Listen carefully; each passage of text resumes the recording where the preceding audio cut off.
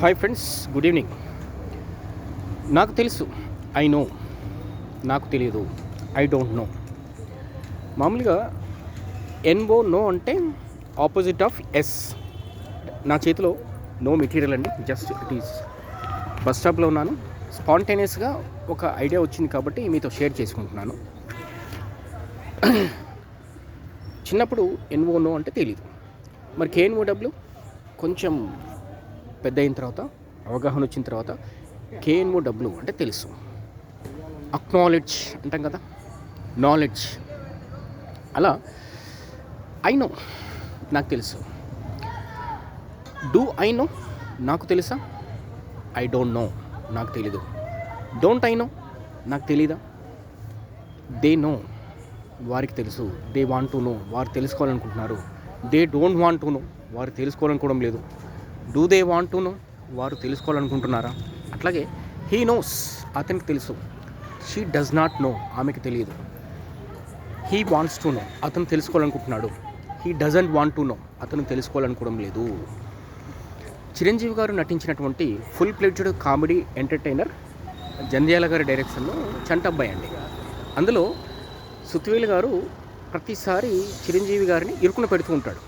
ఆ అభాసు పాలైన సందర్భం నుంచి బయటపడడానికి చిరంజీవి గారు ఎస్ ఐ నో అంటుంటాడు, లేదా ఓ అని ఐ నో అనే పదం తరచూ వాడడం నేను అక్కడ విన్నాను. అలాగే నేను పాలు త్రాగుతానో లేదో మీకు తెలుసా. Do you know whether I drink milk or not. It's a sentence. She plays tennis, you know that. ఆమె టెన్నిస్ ఆడును, మీకు తెలుసా. He knows or he does not know whether they play cricket or not. తెలియదు. పటాకులు పేలుస్తున్నారు పిల్లలు, ఇంకా దీవాళి నడిపిస్తూ ఉన్నారు. Whether they play cricket or not. So ఈ know, whether or combined structure use చేసి more than 50 sentences by using a single verb we can frame అండి. ఎంత పర్ఫెక్షన్ వస్తుందో చూడండి ప్రాక్టీస్ చేస్తే. మనము బయట నుంచి చూస్తే ఇంతే కదా అనిపిస్తుంది, బట్ సూక్ష్మం అంటే దాన్ని తరచి చూస్తూ ప్రాక్టీస్ చేస్తే స్వీట్గా, మధురంగా అనిపిస్తుంది. బోత్ ఇంగ్లీష్ అండ్ తెలుగు కూడా. ఇక్కడ చిన్నప్పుడు ఈ డోంట్ నో అనేదానికి ఒక ఎగ్జాంపుల్ చెప్తాను, గమ్మత్తుగా ఉంటుంది. మరో చరిత్ర మూవీ ఉంది కదా, కమల్ హాసన్ గారు హిందీలో తీశారు, ఏక్ దూజే కే లియే.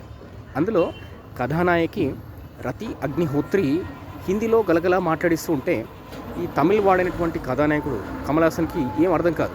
అప్పుడు సింపుల్గా ఆ సాంగ్లో కవర్ చేసుకుంటాడు. I don't know what you say, I don't know what you say. ఈ వాట్ యూ సే కొంతమేరకు నాకు అర్థమైంది. ఈ డోంట్ నో అంటే ఏంటి అంటే చాలా చిన్నప్పుడు అండి. నాకు కాలక్రమేణా అవగాహన పెరిగిన కొద్దీ, కొంచెం నాలెడ్జ్ వచ్చిన తర్వాత ఓహో నాకు తెలియదు అని చెప్తున్నాడు అనేది నాకు అర్థమైంది. అట్లా మనకు నిరంతరం ఆసక్తి ఉంటే, ఒక కమిట్మెంట్తో కూడినటువంటి డెసిషన్ తీసుకుంటే డెఫినెట్గా మనం లాంగ్వేజ్ ఇంప్రూవ్ చేసుకోవచ్చండి. Okay, have a nice time friends.